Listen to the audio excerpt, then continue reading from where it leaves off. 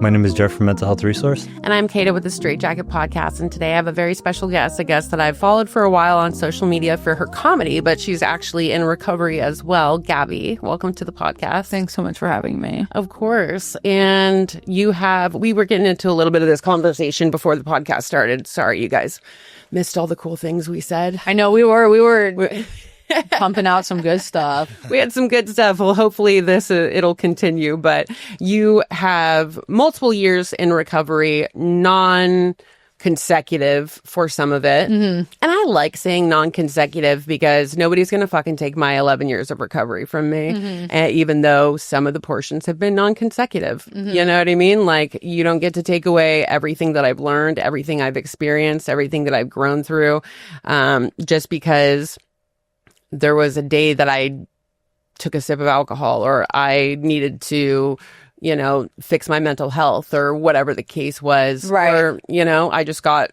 really, really overwhelmed with life and couldn't handle it anymore and I needed some relief, but it doesn't take away from the fact that I have been in recovery from IV drug use. I was like a hope to die, like meth and heroin addict. Really? Yeah. You were junkie. Junkie. And luckily, like, I have a vagina, so I was never really out, like, on the streets, Wow. So, like, I mean, I was always able to, like, take care of myself. Like, I danced for income. Okay. But, like, at the end there, I was wearing, like, the gloves that go all the way up to your thing to hide my track marks. Really? Mm-hmm. Whoa. But somehow was able to maintain car job house and throughout all of it, really. Never ended up. There was like a period where I broke my back in a car accident and then they gave me a bunch of I lost my house in Hollywood and had to move back up north with my family. And then I squatted in a house for a while. I stole this house and turned the power on in it, but I still had a car and I still had a house, even though it was a stolen house. And How'd you do that? my friend actually did it. She found this it was a bando, but it was in nice condition. They were trying to sell it and this person died, I guess, and their family lived in Oklahoma or something. So there was no oversight of this place. And so we just moved into it. I put a stripper pole in the living room. Shut up. And turned the power on. Wait. And they didn't know that anybody was there? No, until eventually, it was a trap. So, the police eventually came and shut it down, at the end there. But it was a year. Shut up. Yeah, I think I lived there for, the last 4 or 5 months of it. But my friend Chelsea, shout out Chelsea, she had it for, a good 7 months before that at least. No way. Yeah.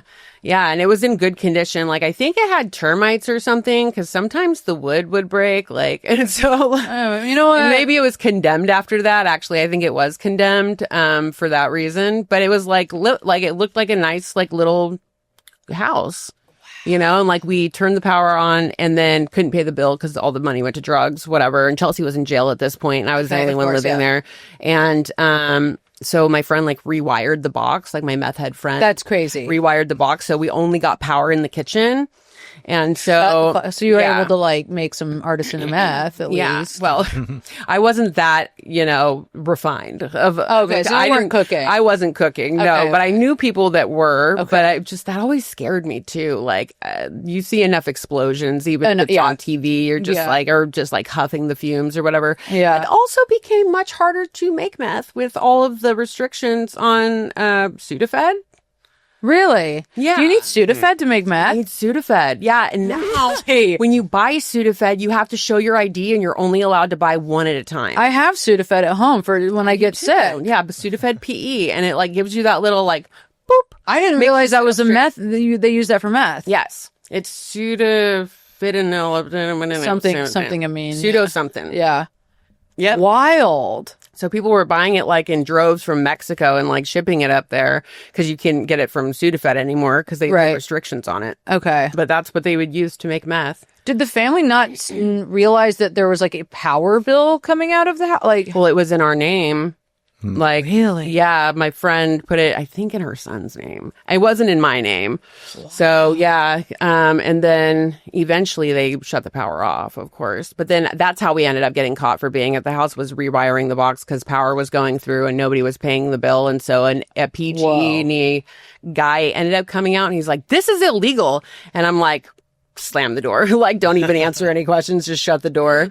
And then within a few days, the police were there. Yeah. Really? I mean, it's pretty impressive. That's like actually so meth head though, to be able to figure out how to wire electricity. Yeah. You know, like that's so Par for the course, baby. absolutely. Yeah. That's so funny. I feel like if anybody, I feel like that is kind of the thing that when you do meth, I've never done meth, but I feel like that is a common thing. Like you do meth and all of a sudden you know how to just like rewire everything. Well, you want to either take things apart or you want to put them. Nope, that's it. Never put it back together. No, nobody ever puts anything back together. Yeah. That's why everything's disassembled. But well, you can turn on But you electricity. can turn on the electricity. Yeah. That's wild. You can also, maybe you know, start a car with a breathalyzer on meth. Yes. No alcohol, but meth. Yeah. They taught me that in my DUI class. I said, well, if I ever start smoking meth, at least I know the way to get around this. Yeah. Exactly. Did you have a breathalyzer in your car? For a whole year. Oh, I love this. Yeah. Okay. How many DUIs are we sitting with? 2. Okay. And you get it after the second one? I think so. Okay. Yeah, I don't know. I mean, that makes sense. You should probably put a breathalyzer in somebody with 2's car. Yeah, I don't know if, because, okay, the first one I got somehow was not fully a DUI. It was Wet reckless. It was, so I don't even know if it was wet and reckless, but I think what happened was with the DMV, it counted as a DUI, but like with the courts, it didn't. So there was something there. Because I like didn't blow enough, but I was underage. Oh, I see. I was like 19. Okay. But so I was like, I think just under the like limit. Like 0.07 or something. Yes. Yeah. So it like did something. It was like kind of weird on my record, but then the second one I got, it like still applied. It counted. Yeah. Yeah. And it counted in tenfold. How old were you? I think it was 2018. So I'm 34 now. So whatever 2018 was. 8 years ago. Maybe I was 26 or something. I don't know. I don't know how old I was, but So there was more than 7 years in between the two and they still counted it? it was almost 10 years. Yeah, I'd almost gotten the first one. Oh my God. Yeah. Okay, so tell us a little bit about your drinking career and how it got started. My drinking career was, I mean, honestly, it's so funny because like as somebody who is in the program, I'm not like a big, I'm honestly not really a program head these days, but like I've gone in and out of like going a lot and then taking breaks and blah, blah, blah. Right now I'm like kind of out. But it's like you hear these stories from people in the rooms and you're like, man, I'm like not an alcoholic. Like you're not they're qualified. an alcoholic. Yeah, you know, so I remember for a while when I first started going to program, that's how I felt. I would hear stories and I'd be like, oh, I'm not that guy. And so it kind of was hard because I was like, well, if I wasn't like that fucked up, then am I even an alcoholic? Yeah. But it's not like a fun, like I don't have like a sick ass like story. It was just kind of one of those things where I just started drinking. I think I started drinking when I was like in high school. Yeah. And it wasn't like I was, you know, an alcoholic. I mean, I do think that you're like kind of born an addict, but I wasn't like, when I started drinking, it wasn't like alcoholically. It was fun. Yeah, it was fun. It was like whatever. I didn't have that story that was like, I got drunk and all of a sudden like The lights turned off. Yeah, it wasn't like that. God shone down. Yeah. Yeah, and all of a sudden I knew. Like I didn't have that. It was more of a like gradual thing. And then I think when I got older, you know, into my like late teens, early 20s is when I started like drinking more. Okay. And then towards the end of it is when, after I got my second DUI, I was like, because I was drinking and driving like all the time. Yeah. Well, it's hard to drink or drive sober when you don't stop drinking. Yeah, right. It was like, I'm like trying to think of how often I was drinking. I would drink probably, I think I started noticing it when I started noticing that like I would count my days. I'd be like, okay, I've drank 4 nights this week, so I should take like 2 days off. Yeah. You know, like, so I started kind of thinking like that. And then I would like be so excited for like the second day, you know, I'd be like, okay, it's been 2 days. I can't wait for, now I can like drink again, you know, and then I was kind of like, okay, this is weird. You know, why am I thinking about this so often? And so, okay, so then I get the second DUI, and I was like, okay, I'm going to just take I'll just take a little break. And I think I had like a week, and I was like, all right, I'm ready. I'm fine. Like, whatever. And I remember I like was increasingly more and more like waking up really hungover. Yeah. That was the worst, dude. And I was working in a restaurant at the time, and I was like always going to work like so fucking hungover. Could you drink at work when you worked at the restaurant? I started to. That industry, like, it's very gray area. Totally. With what you can do. Yeah, and everybody, I remember like my manager at the restaurant had like a couple of DUIs. Like everybody's always fucked up, you know? Like I remember one of my other coworkers, like she was such an alcoholic, and she'd come to work like fucked up. And then we'd both like be hungover, and she'd be like, do you want an Adderall? And I'd be like, yeah. So then we would like be taking Adderall and then like drinking sangrias, you know, behind the bar or whatever.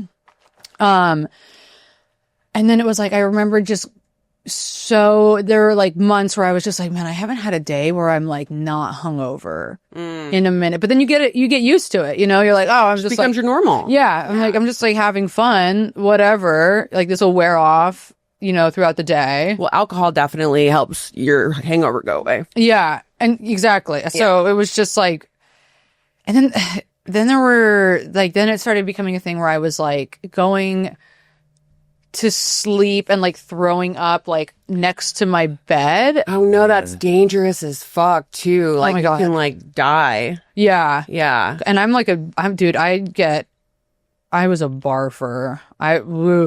Yeah. I get so, I don't even know. I wasn't even like a blackout drinker. I would just drink and then throw up and then fall asleep. Yeah.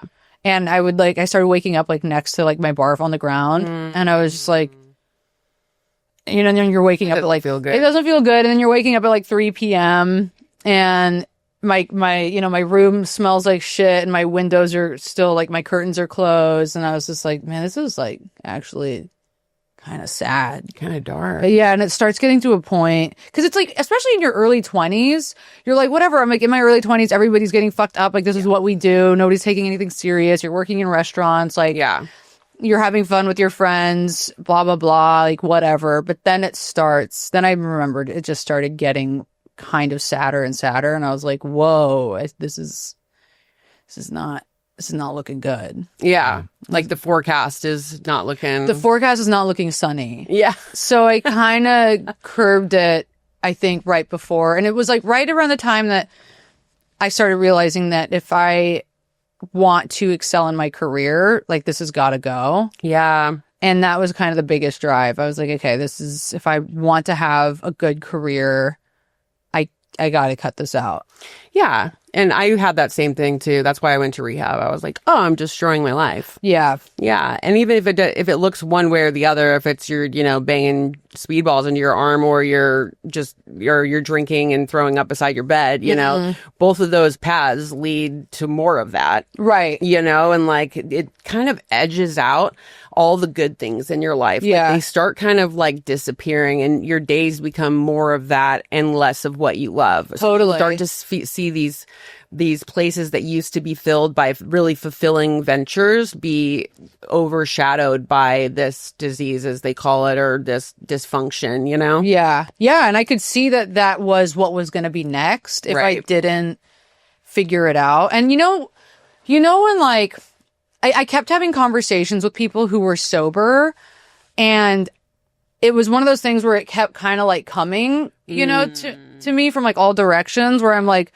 why am I like constantly having these conversations with people who are like sober? And like, it was just one of those things where it would come up. Like faded. Yeah. Yeah. It was, and I remember then talking like to friends who were sober, and I would be like, man, that's so cool. Like, good. I can't. Good for you. Yeah. Like, good for you not being able to drink. I should probably not drink as much. And you kind of say those things. And then the more you say them, the more you're like, oh, you know, and then you start realizing like, oh, people who like don't have this problem aren't saying these things. Right. You know, and I have so many friends who do not struggle with like alcohol or drug addiction, and they don't sit around thinking about like, man, it'd be so fun to get fucked up right now. Which is like, I still, every day I'm like, man, it would be so fun to get fucked up right now. I can't. I don't. Yeah. Yeah, I have those thoughts too, and then I'm just like, I don't do that. Yeah. And then I'm like, oh yeah. And then it feels good. And then it's like the thought passes, and then I wake up and I'm not hungover, and I'm like, thank God. Yeah. You know? Like, don't have to do that. Yeah. Did you have any other addictions besides alcohol? I would say that, like, you know, I started dabbling in coke, and that nobody dabbles in cocaine. Yeah, but a but I little didn't. bit. I never became like a full blown like cokehead, but it was one of those things where then like that started showing up more and more like in my social circles. Yeah. And I remember when I kind of like did coke the first few times, I was like, oh, this feels like nasty. Like, I don't do drugs. Yeah. But then it was just like so fun. But I never became somebody who was like, I gotta go get coke. But I started noticing that was also where things were going, like could have gone had I had not. And I think about this all the time. I'm so grateful I never got into meth, because I think if I found meth, I would have, like, that would have been it. I think I would have been the electricity turner on meth. You would have created a new electricity. I would have created a new electricity. I would have flown to the moon on a meth pipe, on a pookie, you know? Like, I would have been the king of meth, and I'm glad I never got there. Because I'm somebody who, like, I love uppers. Yeah. You know? So I'm like, oh, that would have been a good one. One of the most intense drugs you'll ever do. Like, it literally, like, rips open your dopamine receptors. Yeah. And you're just like, yeah. Like, you blow that stuff out, or however you do it, and you're just like, whoa. Right. Like, a whole new world. Like, just like Aladdin's like flying by on his magic carpet. And like, you probably will see visuals as well. Like, you know, like, yeah. You could be. You could be. Maybe that, So it is a good thing that you didn't try it. And for anybody who hasn't tried it, like, just fucking don't take the risk. Because I think even people that don't have addictive personalities would be fucked by that drug. Yeah. Because it's so intense. I do it. And I'm like, you know, I'm somebody who, you know, does struggle with like depression. So I think having something that opens the floodgates with dopamine, like as a depressed person, like that's all you're ever looking for anyway, is like to feel like I want to be alive. I want to like feel good first. Like I want to just not feel this like impending sense of doom or like sadness. Mm-hmm. So I think like having that, I'd be like, fucking finally, you know? God, and then you're chasing it, and you're just always chasing it. Yeah, it's dangerous. Yeah, it's dangerous stuff. And like, I think like as I saw it through to the end, you know, and I was just like, oh, I should probably go to rehab. And it's funny, and I always say this is like everybody else knew I should go to rehab except me, you know. Yeah, but it wasn't gonna let go of me. Like I had to like forcefully remove it, like some attachment to me, you know, like a physical removal through like a demon, like some kind of demon. I truly do believe that addiction is spiritually related, like that they are like entities. And I agree. I was listening to this story yesterday about a guy. He was a vet who came back from war with, you know, PTSD and was struggling with all of these things, these mental health issues, and he was recommended by a therapist to do Ibogaine, which have you heard about Ibogaine? Yeah. And this whole story is like him walking us through his journey with Ibogaine and how they are finding that it's very useful for people who struggle with addiction. Yeah. And the whole thing of like there's something like attached to you, you know, that you have to like rid yourself of. Yeah. And it sounds very in the realm of like ayahuasca. Yeah, there's this guy that I met at an event, and he's doing a bunch of research right now for UC Irvine, and they're getting patients that are addicted to opiates, and they are sending them to go do Ibogaine treatment in Tijuana. Really? And then bringing them back. They're scanning their brains before, and they're scanning their brains afterwards. Yes, he was in Tijuana. Yes. Okay. Yeah, that was his whole thing. So they're actually doing like a ton of research on this right now, because it's been non-scientifically proven through years of experience through the tribes that have implemented it. It's always the tribes. The tribes know so much. They knew so much. Ancient medicine. Ancient medicine. And we just need to like dissect it and make sure that like, it's just like how we knew about where all the stars were before a telescope. Yeah. You know what I mean? Yeah, like, but then to get into the government stuff, it's like then the West comes in and we're like, wait, we can't make money off that. Right. We gotta make up some. We gotta figure out how to do this or outlaw it. Yeah, exactly. We gotta outlaw it so we can give everybody meds, which like I'm like the king of big pharma. I'm like so medicated, but that's. Yeah, I was on this other podcast and I was talking about, I was like, I am so paranoid of the government, and then like I also have bipolar, so I have to take this little pill every morning that like makes me not sell all my shit and move to Peru. And that's, it seems like a small trade-off. Like totally. It feels like I take this little tiny pill that makes me trust the government just a little bit more. Yeah. Yeah. And then you go, wait, why are they medicating us actually? Yeah, but I don't burn my life down. Right. So I'm like, fuck, that's the trade-off. You know what I mean? Like I get, a little bit of stability and consistency in that for a while. And I'm like, is it worth it? Is it worth it? Yeah. And at this point, I'll say yes. It's you just go, well, if I'm going to live here and like function in America, then then it is like right. If I could go and live in like the hills of Peru and not have to worry about money, and I could just be a wanderer, and live out my little bipolar dream fantasy, then I would do that instead. 100%. But I have to exist as a human person with bills and responsibilities and like relationships and all this stuff. Right. So if I have to take this, it's really tiny. It's this big, I just swallow it every morning. Yeah. And then I don't burn my life down with a torch, and so I feel like I resisted it for so long because I couldn't find what worked for me. Right. But now that I have found it, I'm like, you'd be real dumb to not do it. Be real dumb not to take that. They pack a powerful punch, those little meds. They do. And I'm wondering crazy. what it's doing. It's crazy because I'm on Lexapro. Okay. SSRI. It's SSRI. Okay. And it's crazy because like, tiny little pill. If I go a day without, if I miss a day, by the next day, I start feeling like I start getting like these brain zaps where I'm like, whoa, like I'll get really like dizzy and feel sick. And I'm like, that's so crazy from one day of missing this little tiny pill that like I'm already feeling the effects. Like, what the fuck is going on in these things? Right. What is it? I don't know. But I'm like, it's touching stuff. It's touching stuff. It's got hands on. Yeah. And I wouldn't not take it at this point because I've gone on and off. And I'm like, you know what? We're better on. We're just going to.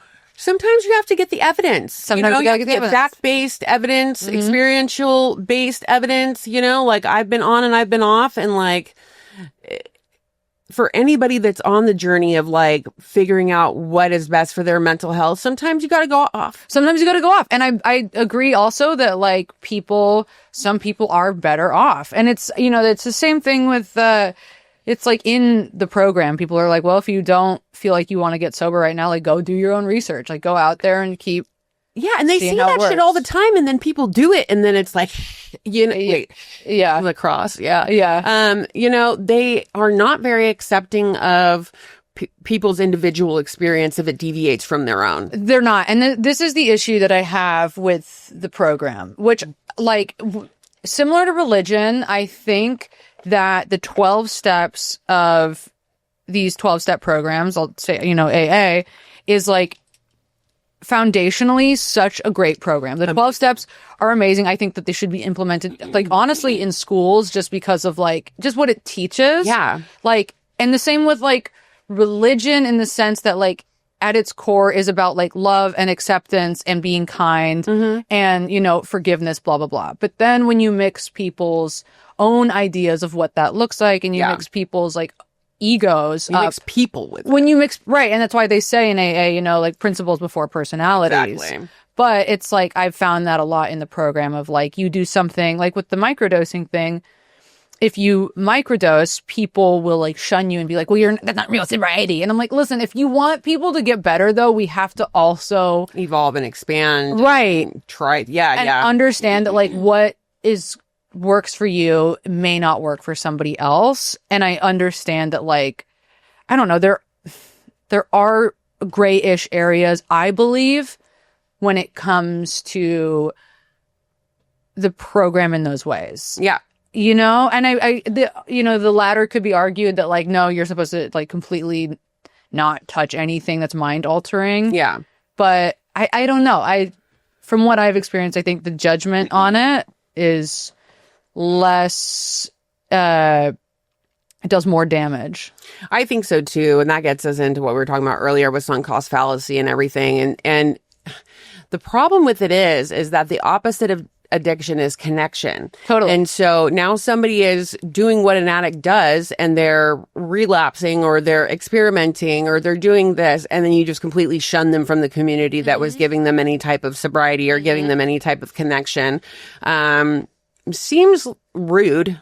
You know? Seems a little rude. It seems a little fucking rude. Yeah. Because it also preaches acceptance and welcoming people back with loving arms, you know, and not judging. And then we go and we do all these things. Like when I relapsed, dude, I was rejected by the community because I was like kind of like a little shining star, you know, like I was the one with the good shares and like I did all the things and I had the sponsor and sponsees and did panels. I was a fucking rock star, you know, like you give me something, I'm going to fuck it until it's done. You know what I mean? Yeah. And so, and that's just how I show up in my life. I want to do everything to the best of my ability. But then when I prove to be fucking human, God forbid, you know, oh no, then everybody was like, whoa, how'd that happen? And I'm like, how did an addict relapse? Well, statistically, it is pretty big. Thanks. Yeah. And it's just like, what's funny, not funny, what is interesting is the people that judged me the harshest have now also relapsed. Of course. And of course. And I've had the opportunity to love them through it, which was like a very like turn page moment for me because I had the experience of what it felt like to be the adverse of that. And so what an opportunity, but you know, them feeling like the ultimate amount of shame because now they're having this experience. And I always said, like, when I would go back, because I don't do a lot of meetings now, but I'll go back, I'm like, none of you are immune. Right. None of you are immune. Yeah. And you never know where life is going to take you. You ever been sucker punched by grief? Yeah. You know, you ever been sucker punched by tragedy? Right. You ever been sucker punched by just life just chin checks you and you don't know what to do? Where you become homeless randomly? Like you have no idea what life has around the corner for you and you have no idea how you're going to react to it until you're in the position that you're in. And that's why judgment is so unnecessary and actually works against you. Yeah. Because judging something is the quickest way to have that experience delivered to your doorstep. Yeah. Because God will be like, oh, well, it's time for you to understand why you should, you know, it's time for you to understand. Right. Totally. And I think that's why, like, remaining humble throughout the journey is the biggest takeaway, you know, because, like you said, nobody is immune. Nobody is immune. And sitting around thinking that, like, you are is only going to, like the energetic karma. Pride comes before the fall. Yeah, totally. Every single time. Yeah. How did the SSRIs affect the microdosing?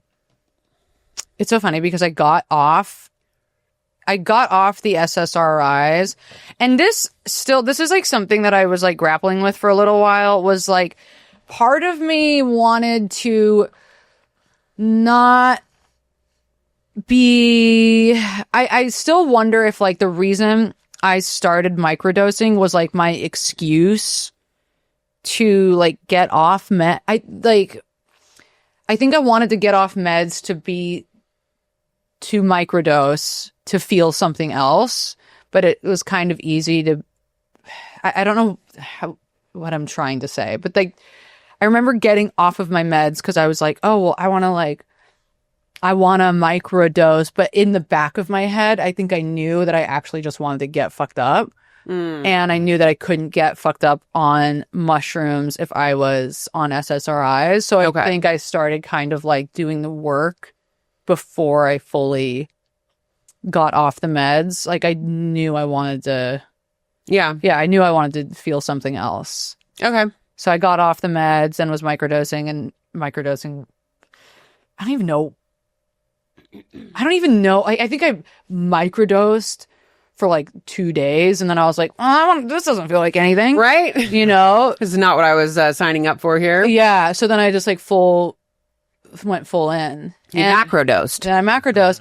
But I also like was not somebody that ever liked the experience of mushrooms, and I didn't like the experience of weed either. And then once I was like sober and then started to do mushrooms, that felt like my little workaround in a way. You know, it felt like, well, as long as I'm not drinking. Do you think you have these thoughts because that's what an addict would do, or because that's your experience, or both? I don't know. Yeah, and that's the tricky thing, because your head gets filled with so much stuff that you're like, well, if I were to manipulate myself, this is how I would do it. Yeah.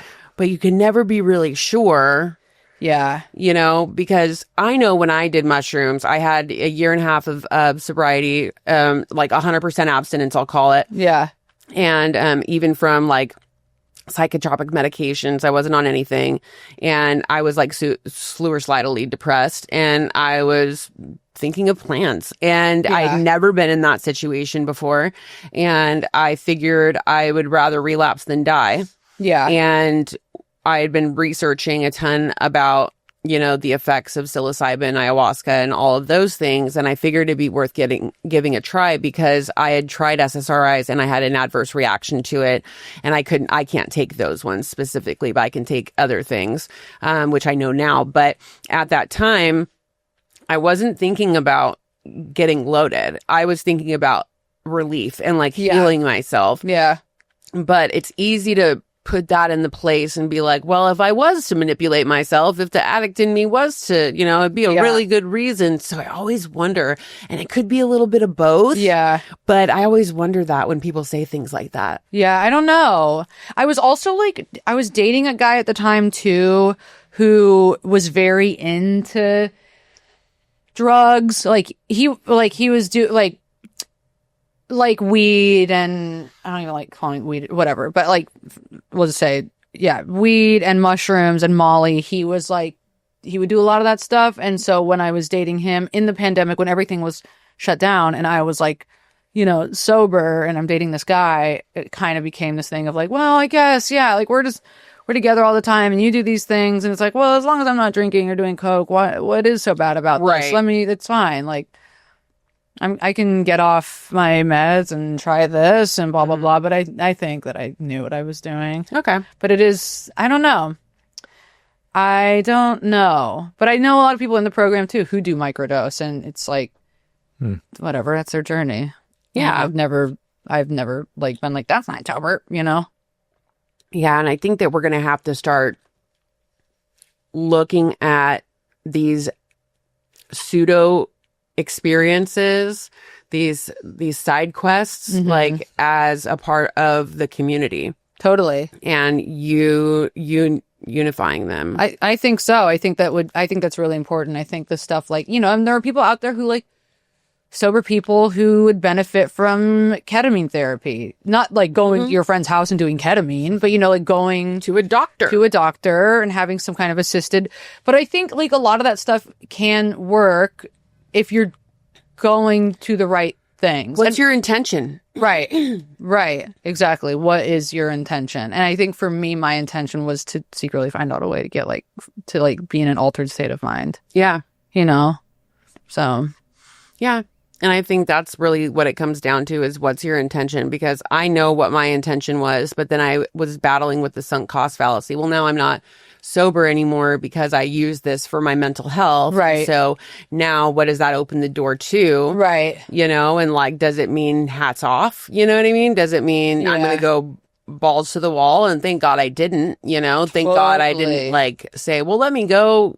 I'm so far removed from that lifestyle and that reality that like to make that decision would be such a jump from who I am as a person, because I've fundamentally transformed my identity. Totally. And so it's just unlikely. And whenever people go out and they jump back to, after years of recovery, to their drug of choice, I'm always, and it's an intense one like fentanyl or like, or meth, I'm just like, how'd you even do that? You know, because you would think within the span of a few years, you evolve so much, because the 12 steps really is that powerful. And you can change and evolve so much that you wouldn't even, for one, you wouldn't even know where to get it. Right. For two, I do not identify with the person that would make those decisions. So it's just like completely out of the, like we're on two different planes. Right. We're on two different, like, you know, there's different, we're in different dimensions. Yeah. You know, the me that would do that and the me that I am now. Yeah. So whenever I would see that, I would be flabbergasted by it. But,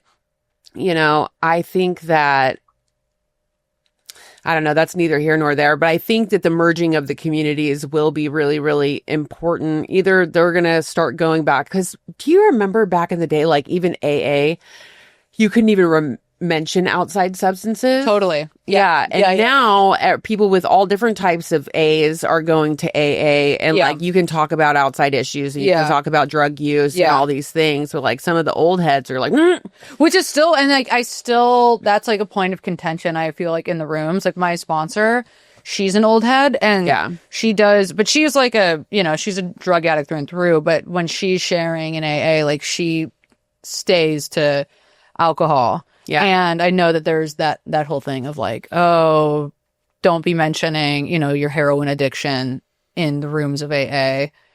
But yeah, which is so weird. Yeah. The goal is to like walk people home through experience, you know? And like the likelihood that you have multiple addictions, like there's very few true alcoholics, you know what I mean, that haven't experimented outward. Yeah. So it's just like, maybe that's the room that they feel most comfortable in. So that's the room that they're going to sit in, you know? And that's what I found. I found that like NA was a little too grimy for me. That's what I hear though too, is a lot of people end up going to AA. There wasn't enough recovery actually. Yeah. Like, and my bad if I didn't go to the right NA meetings, but there was a different mentality in those rooms than there was in AA. It felt a little bit more refined. It felt a little bit more intentional, a little bit more organized, and less war stories. Right. And that was just my experience, and I had that experience over and over and over again. Yeah. So it was just like, eventually I was just like, I'm going to stick to this one, even though I'm not an alcoholic. I'm a drug addict. Right. You know what I mean? Like, you're an addict. And the thing is that, at the end of the day, it's like, it's an addiction. My old therapist always used to be like, addiction is addiction is addiction. Yeah. You do things alcoholically, whether or not like you drink, if you're like gambling or having sex or like you're doing it alcoholically. Yeah, that's the weirdest thing too, because like I can gamble and like I do not enjoy it. Oh my god, I can't. How do you get addicted to losing money? I've had gambling addicts because they win. Yeah. That's how it is, because they fucking win is how, but I'm just like, gambling is so boring. I'm like, I can't. You have to have the attention span for it, and maybe I don't have the bankroll for it. You know what I mean? Like I lose $5, I want to burn the fucking place down. Literally, you know what I mean? I'm looking for a lighter. I was in Vegas a few months ago, and I was like, let me try some slot machines because I just had some time to kill. You just get ripped. Oh my god, I lost like $20, and I made 15 cents, and I was like, what the fuck is this? And you just see people there like at the slot machines, like, and you're like, what the fuck? What's going on? Yeah, you're paying for lights, bro. What are you getting also that I'm not getting? Right. Because like, are you making money? Like, what's happening here? Where's the reward? Yeah. Yeah. So great. It takes so much money to play slot machines. Yeah. Like, what the hell? Yeah, if I was good at counting cards, that would be a different story. That's a different thing. Like blackjack, but like even there, I'm like, I'm not going to do that. Right. I hate games. Tell us the Joshua Tree story. I don't know what. Oh, is it not a thing? Well, that's so funny that you found that online, because I'm like, I had like a weird mushroom experience in Joshua Tree, but it's not like a fun. I just like did mushrooms with my ex-boyfriend, and I was just like looking at the mountain, and the mountain was breathing. And then which that was was very typical. Yeah. And then it was like everybody else was like having a fun time. And I remember I started like going into Nightmare Zone. And that was kind of that. No. Yeah. I always end up in Nightmare Zone though. Really? Yeah. Which is why psychedelics scare me. And weed too does the same thing to my brain. I get like nightmare. Yeah. Weed always messes me up and gives me paranoia. But with psychedelics, I always had a great experience with learning things about myself and healing things, because that was my intention. But I remember before they hit, I would have like almost a panic attack because you have no control. And then that really scares me. There's something, and I think like I would let my demons win. You know, I'd go into it and I'd be like, something bad's gonna happen, something bad's gonna happen, and I like wasn't able to talk myself out of that. So then when I start tripping, I start like the thoughts get so insane. Yeah. And then I'm like hyper fixating on the negative thoughts, and then it like What was it like getting sober during COVID when everybody else was kind of just sitting around drinking? I can't even believe I did that. I can't believe I got sober like a month before the pandemic. Yeah. I can't believe that. I don't know how I didn't drink. I don't know how. The house that I was living in with my roommates, like they didn't really get fucked up. So like that wasn't that hard, you know, because I wasn't around. Other than like the guy that I was dating, that was where the Molly mushroom thing came in. But I don't know. I don't know how I didn't drink. And I thought about that all the time. I don't know what kept me from it. Higher power, I suppose. Yeah. Crazy though, because that would have been my dream, you know? Just sit in the house all day and drink, and you have the perfect excuse for it. So fun. And I just didn't. I did not. Which to this day, don't know how I got through that. Yeah, I always call it the elevator. You know, you got let off the elevator of addiction. And like, if you get an opportunity to do that, get the fuck off, get out of there, you know? Yeah. But I feel like it's going down, down, down, down, down. And at different intervals, it'll let you off. Yeah. And it just let you off. And that brings me to the point of like, how much of it's faded? How much is in your control? Yeah. Because I know people who have tried to get sober 1,000,000 times and failed. Right. I know people who have gotten sober on their first attempt. Yeah. It's really kind of mind-boggling. Right. You know, why some people struggle so much with it and some don't. There's a girl I know in the program who, dude, she relapses like every 3 months. If she even gets 3 months. Yeah. You know, and she'll have a week and then I'll see her at a meeting and she is wasted, like blackout wasted. And I see her constantly and I'm like, I always think like, why would you go? Exactly. Yeah. I would be like, well, we'll figure this out later, I guess. Like, just go enjoy it. Cause I think there's nothing worse than also like being at a meeting wasted. What a nightmare. Yeah.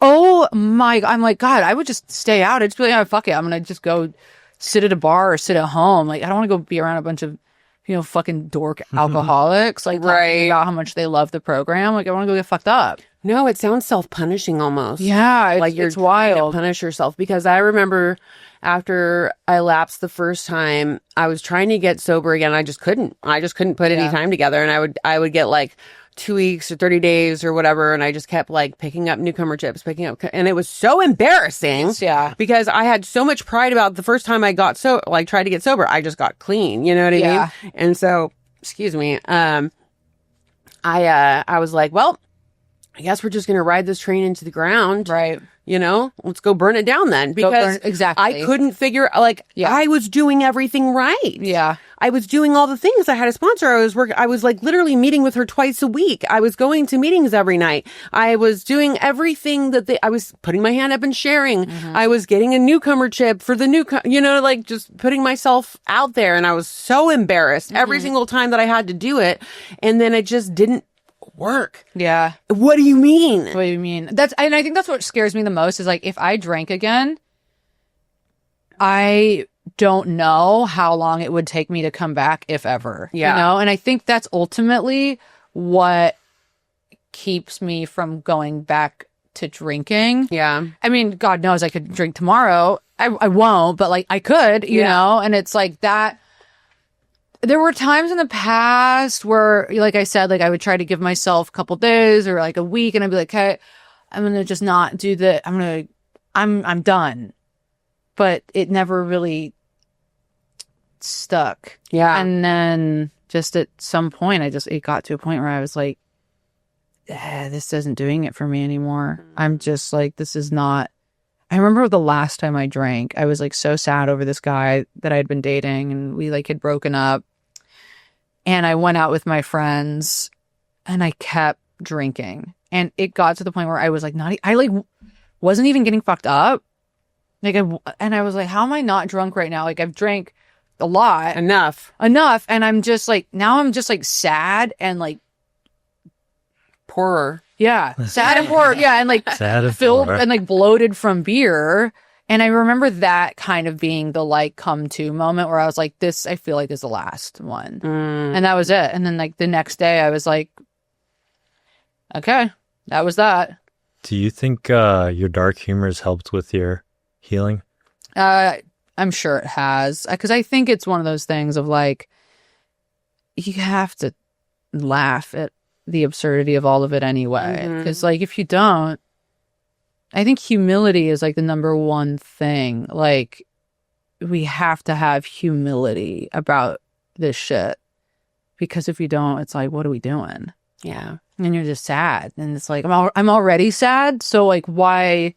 You got to have some kind of counterbalancing it. Yeah. Something to alleviate the like sadness, which is like, I think it's always funny. I think it's always better to laugh at the atrocities of existence, you know, than to be like so serious about it. Right. Also, it's like, dude, like life is so like hard and sad.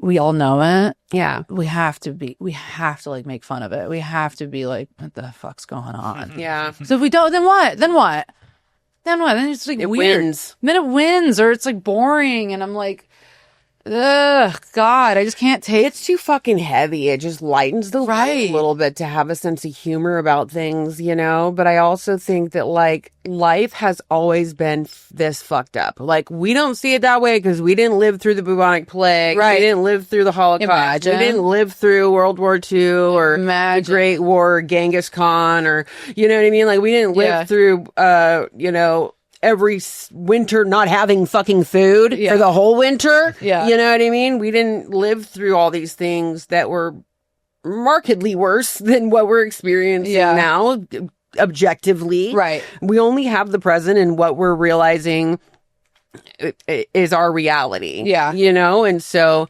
things are actually, we're okay. Yeah. We're doing okay. There's some fucked up shit. There always has been some fucked up shit. There's always going to be some fucked up shit. And everybody woke up the next day and went to live on. Yeah. And You we know have what I the mean? privilege of being able to like have a sense of humor about the darkness. And because I'm not somebody who's ever lived in like a war-torn country or experienced trauma to that degree, I don't know if people are able to like laugh and still feel like they're able to like, you know, make fun of the circumstances that they're in. But I do have, you know, the privilege of being able doing to. that. So you might as well use it. Might as well use it. But, you know, I find, I don't know, I think also I find it remarkable. Like, I'll watch videos of these people, you know, like I'll see videos of these kids in Gaza who are like, they still seem to find like joy and like laughing at things. And I'm like, you just watch your whole family get blown to shreds. And you're somehow, because it's human, it's what we because do. they have to. It's how you process things. Right. Like, you have to, or you'll die. Exactly right. And it's like, do you want to die? And it's I think it's also grappling with that, is like knowing that there is an expiration date on all of it. So why take it all so serious? Yeah. You know, like, one who gives up their life finds it. Right. One who gives up their life finds it. Yeah. And that's a perfect example of that. It's like, the more that we cling to these things and we try to direct it, it's all vanity. Yes, Desire totally. is vanity, you know? And so we don't have a lot of control over the experience and what we're handed, like where we were born or which is, isn't that incredible? It's crazy. You either win the lottery or you don't. I think like all the time. I'm like, how the fuck, like, just by circumstance, like that I was born, you know, in America, in LA of all. I'm like, well, how, you know? Yeah. But also, like, dude, I just watched, you were talking about growing up in the foster care system, which I mean, yeah, that's the reaction I normally get. Even talk about like, finding, I don't know, humor in that. Like, I just watched this documentary. It's called American Street Kid, and it was I've seen it. It's insane. So my best friend Kaylee sent it to me, and she was like, "Oh, I thought about you the entire time that I said," and like I watched it, and I bawled my eyes out. I watched it on the plane like 2 weeks ago, and I was like, "What the fuck?" Like these kids, and you see the thing, and like the kids, how they'll be sent to, you know, a couple of them will like go to a halfway house, and then they leave it because at the end of the day, what they miss is their community, and they want, even if like their community is smoking meth in a dumpster, they're like, that's my family, those are my buds. Yeah, you know, it's the only love they've ever known. Right. And it was such a powerful documentary. And a lot of those kids, you know, were brought up in the foster care system, and I'm like, there's so much. And then like really what it was to me was like incredible resilience of these kids, and how society kind of, you know, we look at the homeless population and we go, oh, you know, drug addict losers who can't get it together, and never know their story. And like guaranteed that story is they were not afforded the life that you were, the privilege that you were, you know, like I would argue probably 99% of the time those kids are, you know, abused, and that was really what it kind of, you know, and I argue and advocate for responsibility and accountability of self, because I do have that experience, right? You know what I mean? And I also know that I'm privileged in the way of like, for one, I was pretty. You know what I mean? There was like little things that I could exploit. There were things that I could exploit about myself. I was smart. I was pretty. I had talent. You know what I mean? Like I was like, I got to figure my way out of here, you know? And so I understand, but we are all given something that we can exploit, that we can use to get us out of the grips of anything. Right. If there's anything I would leave them with, it's like, you all have something that you can use to get you out of any situation. And we have the responsibility to do so. Totally. So it's like, God, life is so nuanced. It's so nuanced. And I think that we forget, especially like in our culture, we forget that things are not black and white, that there is so much in between. Yeah. And we have to also like, you know, remember that and like be gracious about that. And that's where I think like, you know, humility comes in. Like we have to understand that like you're not just one thing or, you know, this or that. Yeah. There's so much in between. I would say before you judge, use that time instead better to be grateful that you're not in that position. But, you know, it seems like we are living in a time of like a deep distance from like having empathy, like, you know, human empathy. Yeah. You know, and I also wonder, I'm like, is this a result of like living in a two-party system where we're just like, I need this. I need this. You know, this is about me. Me. It's very me-centric. Me-centric, yeah.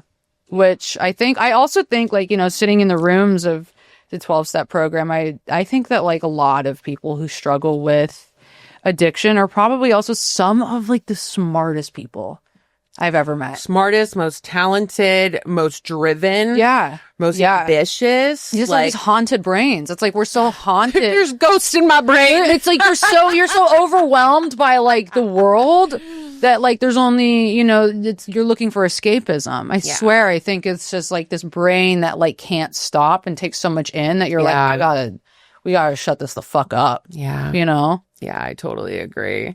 It has been such a pleasure having you today. Thank you so much for having me. Of course. Yeah, hell yeah. We have one last question. Please. I'm gonna let you. This one was so off the. So off the like. So off the cuff. Yeah. It's just if for anybody that's listening, that's struggling with addiction or alcoholism, and they feel hopeless, helpless, lost. What do you have to say to that person?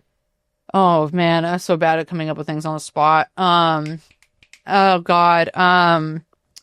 That you are not determined by, like, do not determine your self-worth by whether or not you, like, can get it or not. You know what I mean? Like, I love that. No, that's never been said before. Yeah. That, like, if you are trying and failing to get sober, that is not a reflection of you being, like, broken or unable to get it. It's just, you're spiritually, energetically, I think that you're working through whatever. You're on the journey you need to be on. So don't hold a knife to your own throat if you are unable to. I love that. Yeah. You know, get it, whatever it is. I love that.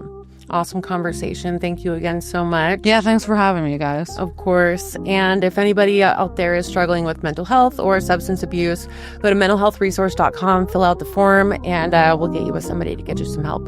We love you. We'll see you next time. Bye.